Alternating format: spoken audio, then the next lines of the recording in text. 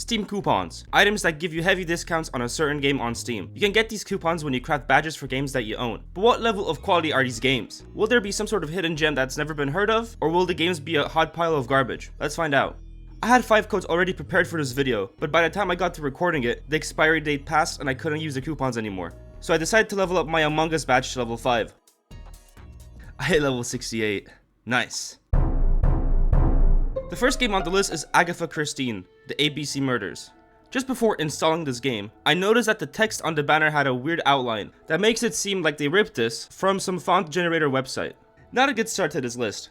Anyway, this game is a point-and-click adventure based off of the book of the same name. Although I'm not familiar with the book itself, from what I've read online, this game represents the characters quite well, while still changing the story slightly to better suit the game. I found this game to be engaging from the beginning, with us being thrown straight into the murder scene and starting the investigation. I didn't have too many issues with the puzzles, but if you are stuck, then you can use clues to get you closer to solving the problem. Although you can't just spam clues throughout the game, as there is a cooldown for it.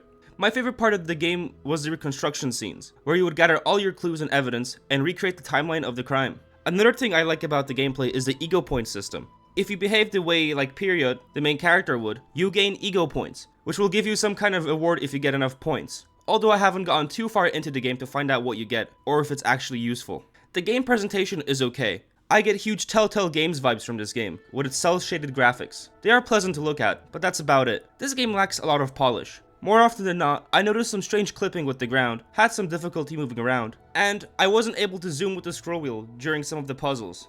And oh my goodness, that piano loop when you try to solve the puzzles. At one point, I had to take off my headphones just because the music was that annoying.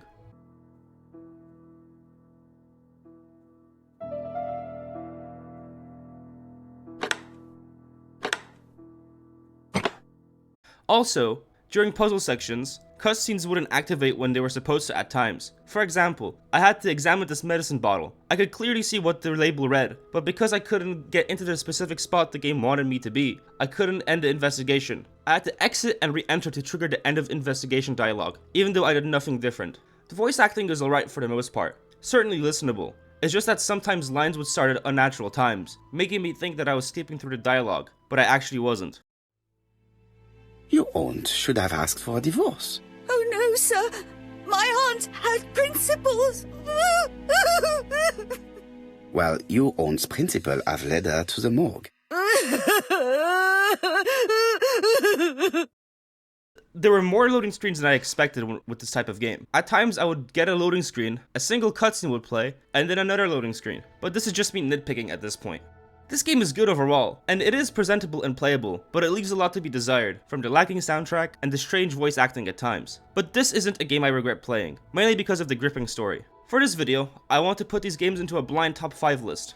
Now, I'm not sure how good these games can be, but it feels like this will be one of the better ones. So, for now, I'm going to put it in second place.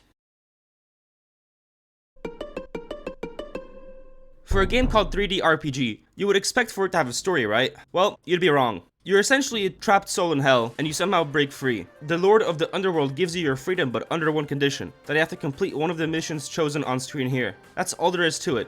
The gameplay loop is just a grind fest. Explore each tile, investigate the tiles to get loot, hunt for food before you run out, go explore more tiles, find a mine in the mountains so you can craft more gear. With better gear you can explore even more tiles, and it just goes on and on and on. I found the first half an hour of gameplay to be infuriating. I'm not sure if it's because of the randomly generated world, or if I just had bad luck at encounters, but the tiles would quickly rack up in levels. After moving 5 to 6 spots from my spawn, the enemies would deal way too much damage for me to reasonably handle. I did start a second playthrough, and I was able to get a hang of things there, but that's when I found out that the combat is quite repetitive and grindy too. Just time the hit so that you can get the max amount of damage, but make sure to rest between attacks too, so that you don't run out of stamina in the middle of the fight. I don't know. This game has some charm, especially with the investigations being a bunch of Easter eggs. From a get-well-soon balloon being tied up to a dead reindeer, to the Buster Sword from Final Fantasy VII being stuck in the ground, or, my personal favorite, a Lavender Town reference, with the music closely resembling the original track.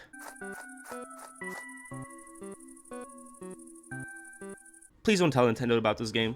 Another thing that annoyed me with this game is that you're not able to change the key bindings at all. I wouldn't have changed them anyway, but the fact that you can't even do that in the first place is really strange.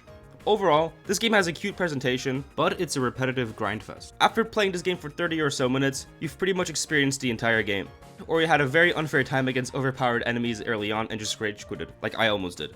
For the blind list, I think this game belongs in 4th place. I can see the potential in this game, but the development team clearly bit off more than they could chew. With that being said though, I will remind you that this game is €1.59 at full price. And for that price, I'd say you're getting quite a decent experience. Castle of No Escape 2 reminds me a lot of those retro NES games, while having roguelike elements from games like Binding of Isaac. But from what I've noticed, the floors aren't actually random, or well, they don't feel random at least. I don't think this really detracts from the game though. There are 6 total characters to choose from, with 3 of them being given to you at the start, adding a lot of replayability if you're into these kinds of games. I found the first 2 to be the easiest to use, with them having to charge up their attack. The 3rd character was really hard to use though, especially because he couldn't even shoot straight, and I don't know how the projectiles curve. It felt really random. Another thing I like about this game a lot is that there are plenty of enemy types, with each of their own quirks, like the goblins ganging up on you, or the ghosts that teleport behind you, or the witches with their smelly farts. You can customize your armor by opening chests to get items, or straight up buying them from different NPCs throughout the map. I've said it before, but this is basically a roguelike game. The soundtrack is easily one of my favorite things out of this game. It matches and adds to the game's atmosphere and art style, with its scary 8-sounding melodies and drums. While I don't really enjoy these kinds of games, I can see that this game has a lot of care put into it, so I'm going to put it on number 3 in this list, leaving us with the number 1 and 5 spots. You know, maybe doing a blind list isn't the best idea for these videos. There isn't anything to say for the gameplay for the deal. It's just your stereotypical RPG Maker gameplay, with the turn-based combat and world exploration. From what I gather, the story follows a journey of 4 longtime friends. They are studying at some academy, but hate being there and want to become adventurers. And because of that, they somehow end up in some mysterious cave to find treasure. But they open the treasure chest and some random demon possesses the main character. You return to the academy to try to find a way to save your friend, and that's all I found out. I got softlocked when trying to talk to the academy's headmaster, and I didn't have it in me to replay the 15 or so minutes to get back to this point. I don't know if I just had a stick up my ass, but I found the dialogue and humor of the game to be one-dimensional, and the jokes falling flat each time. The 4 main characters had a single trait that was basically their entire character. For example, an extremely strong character who's also completely dumb, or the nerd that gets scared of everything and anything imaginable.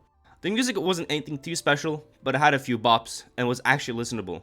Which, this may sound harsh, but I do mean this as a compliment. I will remind you that there were games on this list that made me take off my headphones. This game's presentation is what you would expect from an RPG Maker game, nothing too special about it. I did notice something a little strange though, and that all the characters basically have the same face structure for the anime portraits, but again, I'm just nitpicking at this point.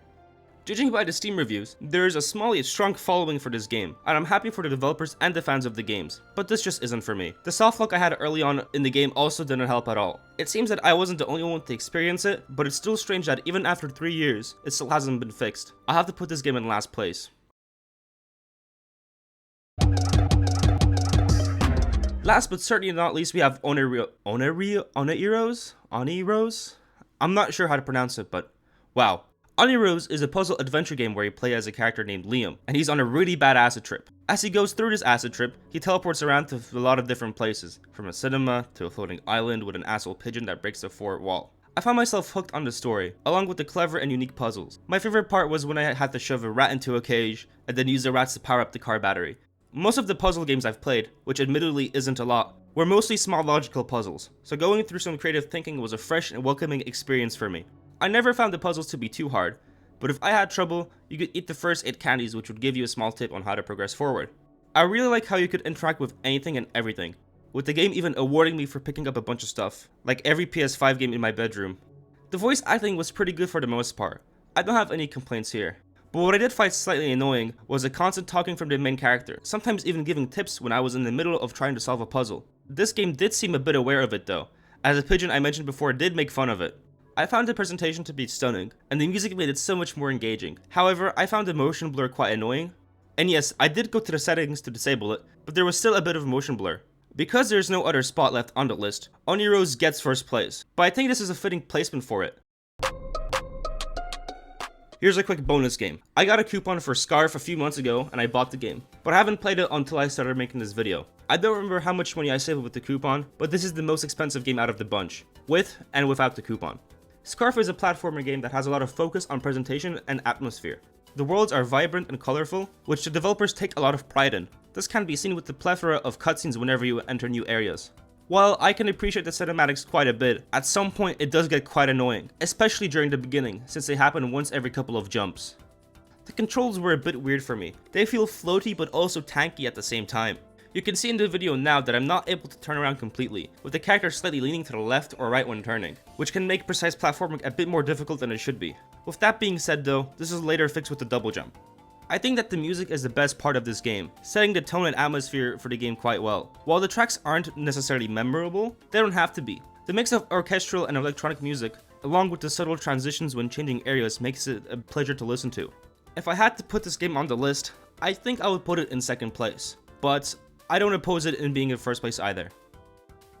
And these are some of the games that Steam gave me coupons for. If you enjoyed this video and would like to see more, then let me know in the comments and leave a like. I had a lot of fun making this video. Anyways, thanks for watching. Cheers.